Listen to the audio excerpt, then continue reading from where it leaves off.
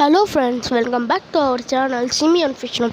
இன்னைக்கு இந்த வீடியோவில் என்ன பார்க்க போகிறோன்னு பார்த்தீங்கன்னா லவ் பேர்ட்ஸோட அதாவது பஜ்ஜி லவ் பேர்ட்ஸ் என்ன நான் சொல்லலாம் அதோட கேர் டிப்ஸை பற்றி எனக்கு தெரிஞ்ச கொஞ்சம் நான் எப்படிலாம் என் லவ் பேர்ட்ஸை பற்றினா கேர் பண்ணி எப்படியெல்லாம் அதுக்கு வச்சுருக்கேன் அதை பற்றினா ஒரு கேர் டிப்ஸ் வீடியோ தான் பார்க்க போகிறோம்.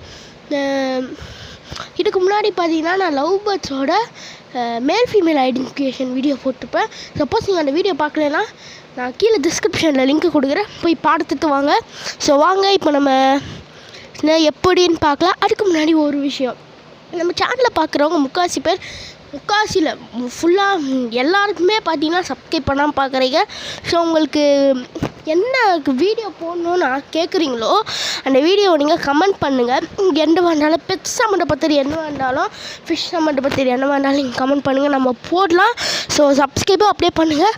ஸோ இப்போது நம்ம வாங்க வீடியோக்குள்ளே போகலாம்.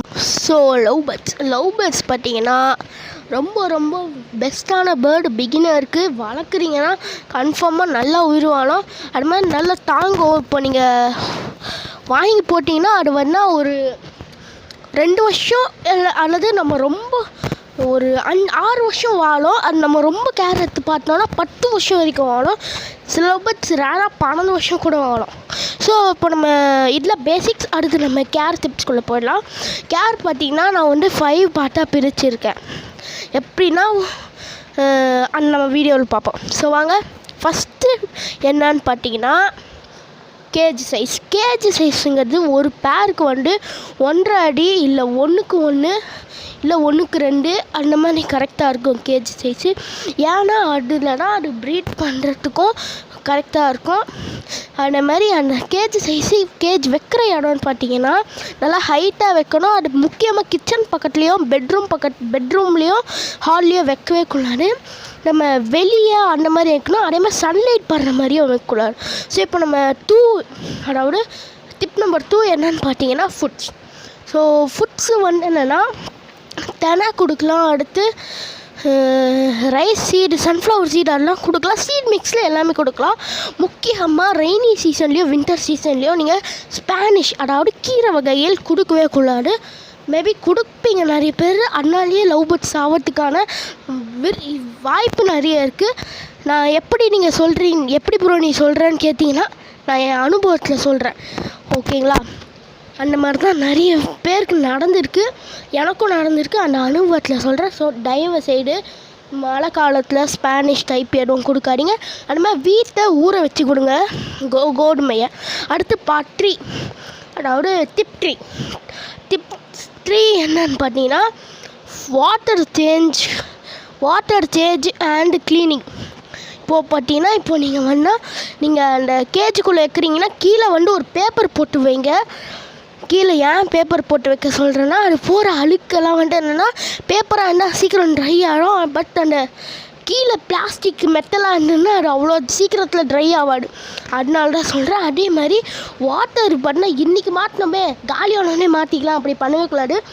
தினமும் மாற்றினே இருக்கணும். வாட்டர் சேஞ்சு தினமும் பண்ணினே இருக்கணும். அப்போட பேர்ட்ஸும் ஹெல்த்தியாக இருக்கும். அது மூலியமாக லூஸ் மோஷன் டிசீஸும் பரவாமல் இருக்கும். அதுக்கடுத்து பார்த்தீங்கன்னா ஃபுட்ஸு சொன்ன மாதிரியே அது பார்த்தீங்கன்னா தினமும் கொஞ்சம் டிஃப்ரெண்ட்டாக கொடுக்கணும். சீட் மிக்ஸ் கொடுத்தீங்கன்னா பேர்ட்ஸ் ரொம்ப ஹெல்த்தியாக இருக்கும். பேர்ட்ஸுக்கு எக் ஃபுட்லாம் நீங்கள் கொடுக்கலாம். அடுத்து வெயில் காலம் வேறு இப்போது செம்மையாக கத்திரி வெயில் பிடிங்கினுக்குது. அதனாலனா நீங்கள் வெயில் காலத்தில் என்னென்னா ஸ்பானிஷ் கொஞ்சம் அதிகமாகவே கொடுக்கலாம். ஃப்ரூட்ஸில் வாட்டர்மெலன்லாம் கொடுக்கலாம். ஸோ அடுத்து கேஜ் சைஸ் 4. கேஜ் சைஸ் எந்த அளவுக்கு வைக்கலான்னு பார்த்தீங்கன்னா கேஜ் சைஸ்க்கு என்னென்னா கொஞ்சம் பெருசாக இருக்கணும். அடுத்து ப்ரிப்பரேஷன் பார்ட் டிப் 4 கேஜோட ப்ரிப்பரேஷன். எது ப்ரிப்பேர் பண்ணலாம், சைனா கேஜா இந்தியன் கேஜா, அதாவது நார்மல் கேஜா? சைனா கேஜ் பார்த்தீங்கன்னா உங்களுக்கு கலர்ஃபுல்லாகவும் இருக்கும். பட் அது துரும்பூச்சி போயிடும், தாங்காடு உடஞ்சி விட்ரும். உங்களுக்கு அந்த மெஷ் கேஜ் அதாவது நார்மல் இந்தியாவில் ஹேண்ட்மேடு கேஜ் வைங்க. அதுதான் பேர்ட்ஸுக்கும் ஹெல்த்தி.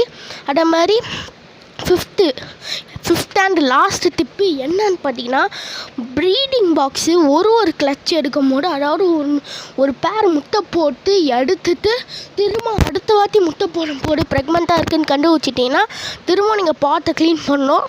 அப்படி பண்ணிங்கன்னா உங்களுக்கு சிக்ஸும் ஹெல்த்தியாக கிடைக்கும், முட்டையும் வந்து என்னென்னா அன்ஃபெர்டிலைஸ்ட் ஆகாமல் பிறக்காது, வராது, அது ரொம்ப கொள்ளாடுது.